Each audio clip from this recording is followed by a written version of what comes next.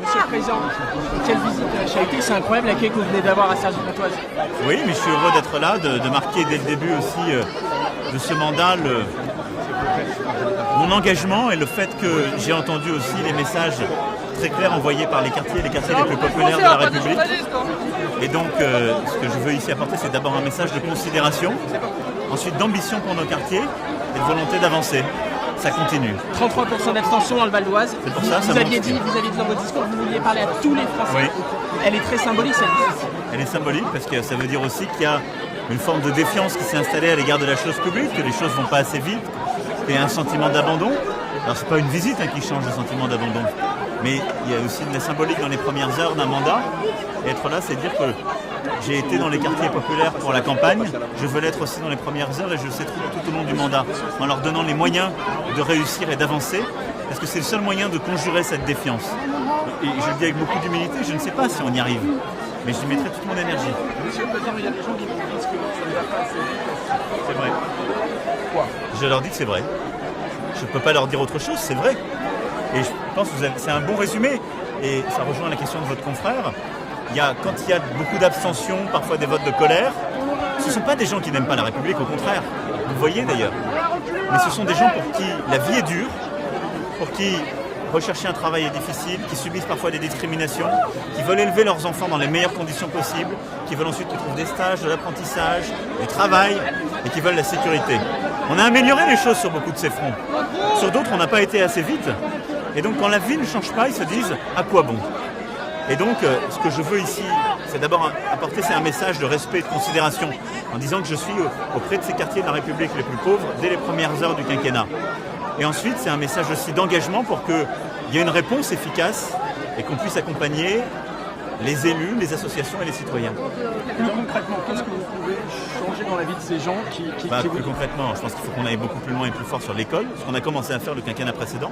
Il faut continuer à donner les moyens aux enseignants et pour les élèves. Concrètement, ici, vous êtes dans un désert médical. Et donc le plan que je veux lancer dès le début du quinquennat sur la santé, les déserts médicaux, c'est l'hyper-ruralité, mais c'est aussi les quartiers très pauvres. La moitié des mamans qui m'ont sollicité m'ont parlé de santé. Et la troisième chose, c'est continuer la bataille pour l'emploi. Ici, on a réduit le chômage, mais continuer à être au-dessus de la moyenne nationale pour des raisons de discrimination, des raisons de formation, donc il faut qu'on continue à y aller à fond. C'est aussi pour ça que j'étais heureux d'être auprès des déterminés et des entrepreneurs de ces quartiers qui sont nés à Cergy. Est-ce que votre Premier ministre sera une part de la réponse à ces gens-là?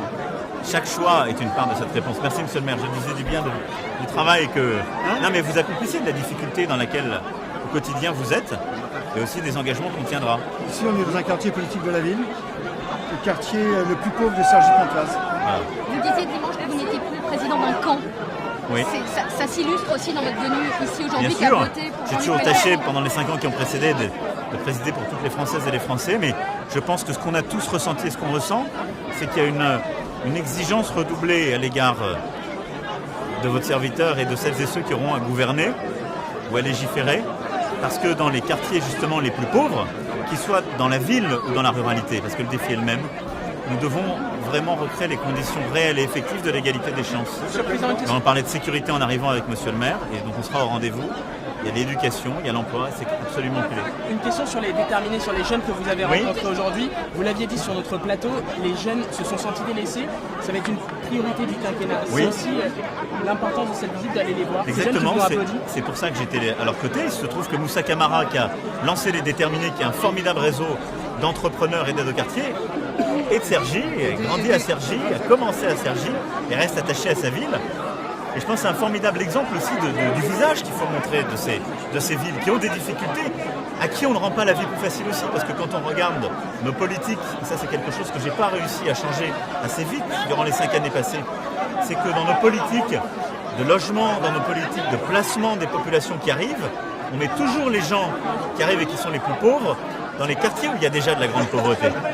Et donc, que ce soit dans le Val d'Oise, que ce soit en Seine-Saint-Denis, dans beaucoup justement de cette première ceinture de notre Île-de-France, l'ascenseur social fonctionne. Mais simplement, dès qu'on tire des gens, on leur remet des difficultés. Et donc ça aussi, c'est quelque chose qu'on a à changer. Mais on a une jeunesse formidable. Quand vous regardez la jeunesse de France, elle est aussi dans ces quartiers.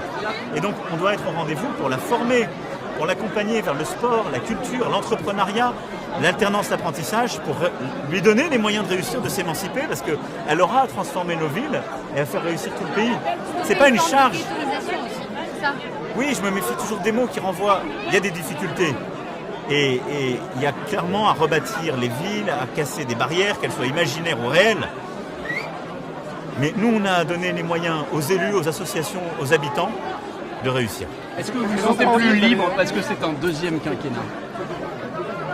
Je me sens avec encore plus de responsabilité. La responsabilité implique de la liberté d'avoir le courage, mais aussi honnêtement, d'être au rendez-vous d'une exigence à travailler avec toutes et tous. Et je suis aussi le dépositaire de ces colères, de ce détournement à la chose publique, à la République qui s'est aussi exprimé, mais aussi du choix très républicain qu'une majorité de Françaises et de Français ont fait. Et donc je veux que tout le monde travaille ensemble pour apporter une réponse à tout ça. Vous êtes surpris par l'accueil? Vous êtes surpris par l'accueil? Non, ça me touche beaucoup et ça m'oblige. Voilà. Mais je veux vraiment remercier M. le maire parce qu'il fait partie de celles et ceux qui se battent sur le terrain avec beaucoup de courage. Et sur des questions en particulier de sécurité, on sera là. Monsieur le Président, après tout ce que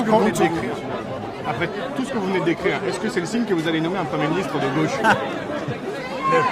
D'abord, c'est pas la couleur politique. Moi qui crois au dépassement, la couleur politique ne dit pas tout. Jean Castex venait de la droite.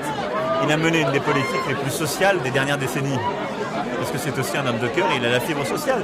Je mènerai quelqu'un qui est attaché à la question sociale et à la question environnementale et à la question productive. Voilà. Donc plutôt à gauche. Monsieur.